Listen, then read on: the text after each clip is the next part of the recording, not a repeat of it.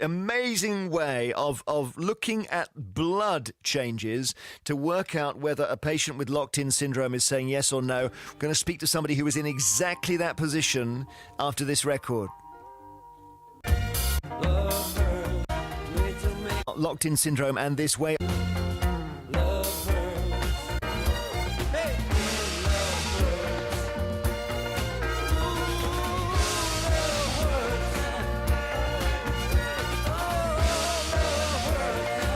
Love Hurts, Jim Capaldi. So we are, and he was brilliant as Doctor Who, by the way. We are talking about locked-in syndrome and this way of reading the brain and reading whether a patient is thinking yes or thinking no. And you heard the scientist there, he gave us all the jargon, but it clearly has enabled some quite complicated thoughts. So should I marry my boyfriend?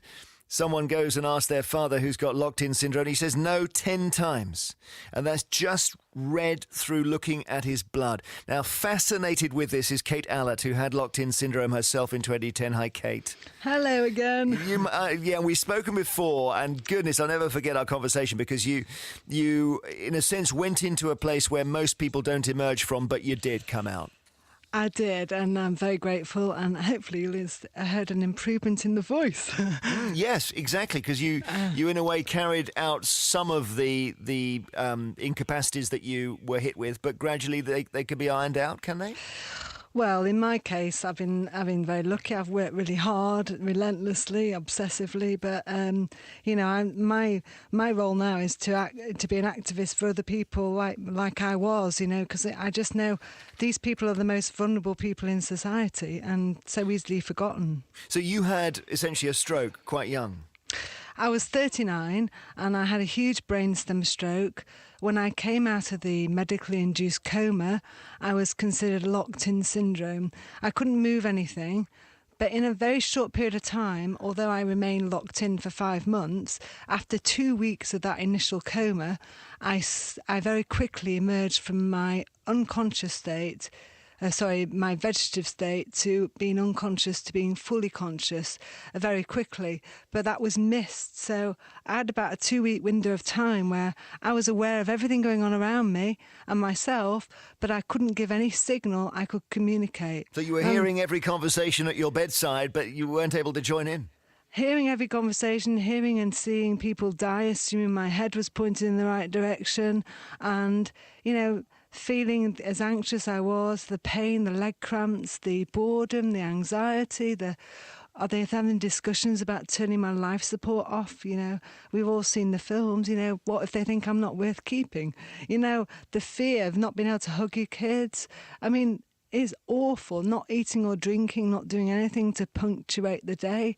The days were horrific. And you then were able to move your eyelids, is that right? Can I just explain what happened? Yeah. 2 weeks after, my head was pointed the door. My friends I used to run with and my best friend Alison came in and I cried silent tears. They knew that I was inside. The next day they came to my bed with a letterboard they put together themselves, written A to Z on a piece of A4, with another picture of a man, with a stick man, to try and identify if they pointed where my pain was. I had a lot of pain. And they said to me, right, we're going to try this with you, Kate. Can you try and give us a slight blink? I couldn't blink properly. Once for no, twice for yes. And I slightly blinked twice to say I could understand. One of them pointed at the letters, one of them looked to my eyes, and one of them wrote down what I wrote, what I was trying to communicate. And the very first word I communicated 2 weeks after my stroke was sleep. Well, in fact, I communicated SLE. My friend Jackie, fortunately, guessed what the word was. Mm-hmm. But she then...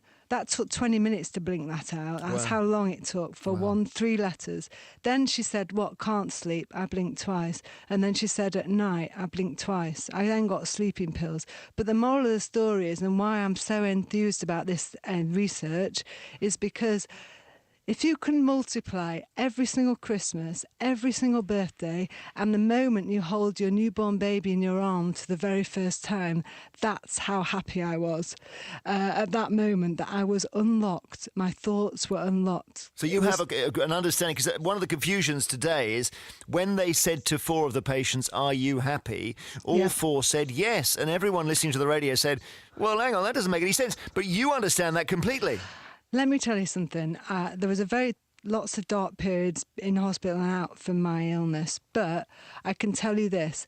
When people I worked with in my charity over 5 years said before, anything untoward happened, if I couldn't look after my own, if I couldn't wipe my own backside, if I couldn't, drink, or I couldn't eat, or I couldn't run around after my kids or whatever, I wouldn't want to live. Now, 99% of all the people from China to New Zealand and Canada and so on have actually surprised themselves with their desire to want to live and actually to exist, but to be able to exist in a way where you can communicate. Actually, I've found that a lot of people are actually happy with that. That seems bizarre to other people, but I get it, The reason and the desire to want to live is so strong. How did you get better? How on earth did that happen? Well, I think in my case, clearly the consultants are still scratch their head at my brain scans, but I worked very hard. I was a 70-mile-a-week runner. I was obsessed. I wanted to hug my kids. I wanted to be home. I wanted to run again.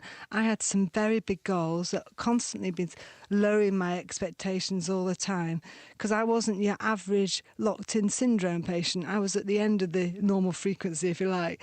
I worked hard. I expected to work hard. But I think my personality is always, I don't like to be written off in life. I never have. And I felt very written off.